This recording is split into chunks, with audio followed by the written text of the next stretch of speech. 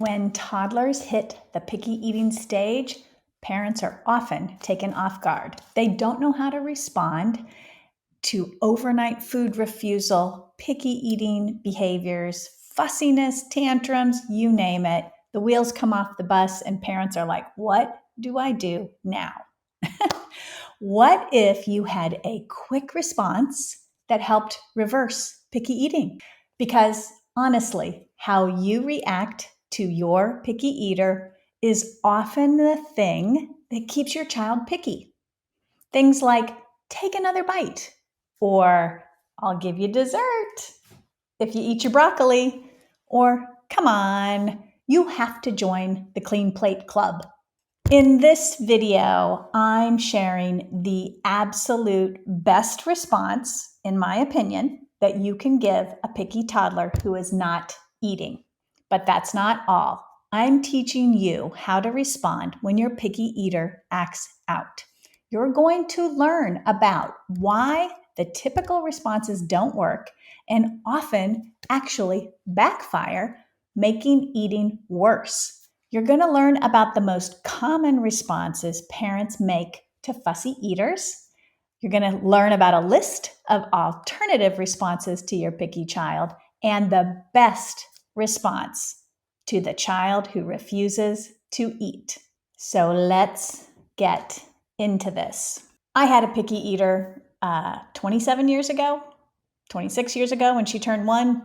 The wheels came off the bus and all of a sudden my little baby who ate everything and tried everything decided she didn't like anything that I served her. It was a tough time. So I have a heart for those of you who are dealing with fussy eating. Typically, when parents encounter picky eating, they do a few things. And I've noticed this in my 30+ year career as a pediatric dietitian, and it is still happening. So I want to make you aware of what doesn't work first. Number one, they use bribes or rewards to get their child to eat. So a bribe might be, I'll let you have dessert if you eat your green beans. Or a reward might be, I'll let you have your iPad at the table to get you to eat. So incentivizing eating or motivating your child to eat by using these little rewards, oftentimes around palatable or sweet treats, different types of foods that they like and enjoy to eat, but may not be the healthiest types of foods for them, or using toys or books or iPads or YouTube to entertain them or reward them for eating. So what happens when we use these bribes or rewards? Number one, they are in the moment effective. They don't last forever. So yes, mostly kids, if you say, I'll give you ice cream if you take a bite of broccoli, many kids will do that for you. But that desire to eat the broccoli does not last. In fact, it's very fleeting. Unless there's a reward attached to it, most kids won't continue to try broccoli or eat broccoli. And it teaches our kids to eat for an external motivator, the reward, instead of an internal desire or drive or motivation to eat. And that's what we want to be cultivating, not all these exterior cues that help our kids eat. We want to cultivate the interior cues that motivate them to eat well. So basically, when the reward is no longer there, the child doesn't eat. And the other thing that happens is when we use food rewards like dessert, candy, a sip of our soda, for example, as a reward to get our kids to eat, what we end up doing is shifting the mental value that our children place on foods that are more palatable. So, in other words, they end up favoring desserts and sweets and treats as higher, or these foods become on a pedestal. They rank higher in their mind than, say, broccoli or green beans. So we are shifting the hierarchy of foods when we use rewards. Another thing that parents do is pressure their fussy toddler to eat. They might say things like, "Please take another bite. I know you'll like this." Or they'll remind their toddler. They'll say, "Oh, don't forget about your broccoli over here. Make sure you take a bite." Or they just nag. They nag their toddler to pay more attention to vegetables or take another bite of those vegetables. And what happens when picky eaters experience a lot of pressure to eat? They end up not wanting to eat.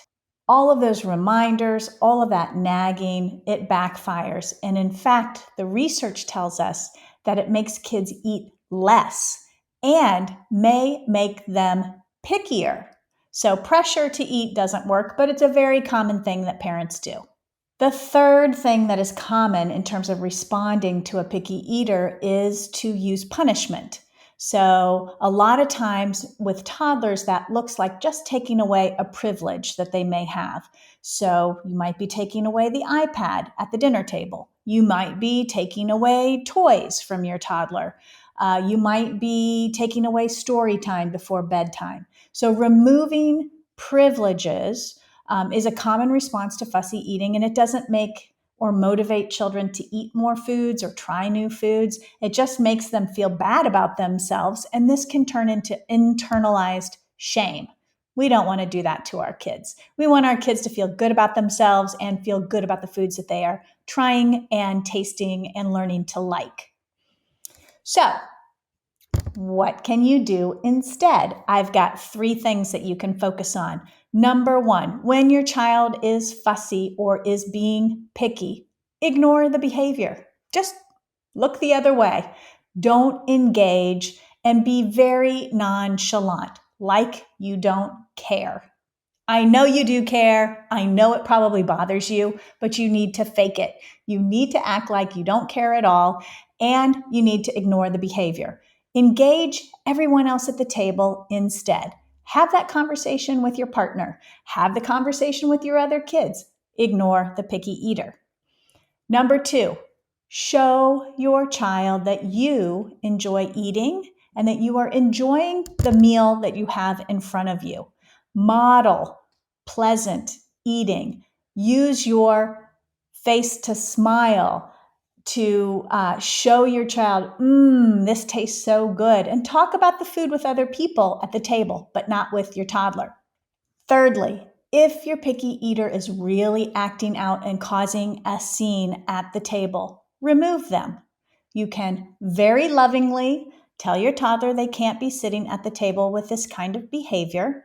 You can put them in a small timeout. You can put them in another room and tell them they can come back to the table when they are calmer. So this obviously can work a little bit better with older picky eaters, say 4-year-olds, 3-year-olds who understand that their behavior is not appropriate.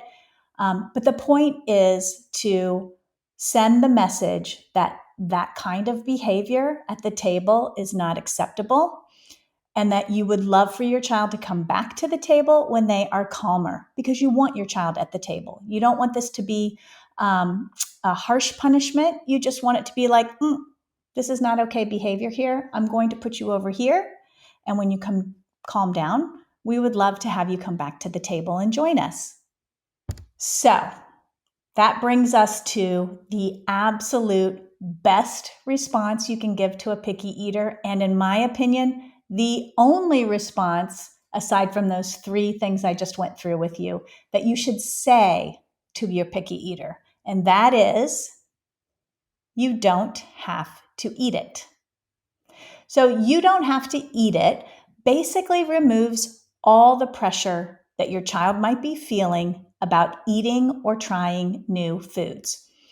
You require your child to stay at the table for the family meal and have the social experience and the family gathering, but you say, you don't have to eat it, but you do have to stay at the table with us for dinner. Oftentimes, young children, when the pressure is off, will start to eat. And that's where you are also ignoring your child, you're engaging and enjoying the meal yourself, and you're letting sort of the meal roll on and letting your picky eater navigate the food that's in front of him. And if they decide not to eat, remember, if you have your structure with regular meals and snacks, there will be a meal or a snack in about 2.5 to 3 hours later. So I know some of you are going to want to know what happens when your child is hungry later. Be sure to check out this video, Real Hunger versus Head Hunger. It'll tell you how to manage that. And if you want a great resource for handling picky eating, check out my book, Try New Food: How to Help Picky Eaters Taste, Eat, and Like New Foods. I take you through my proprietary Try New Food system, which helps you really navigate picky eating in compassionate, developmentally appropriate ways and gives you a system for trying or exposing your child to new foods.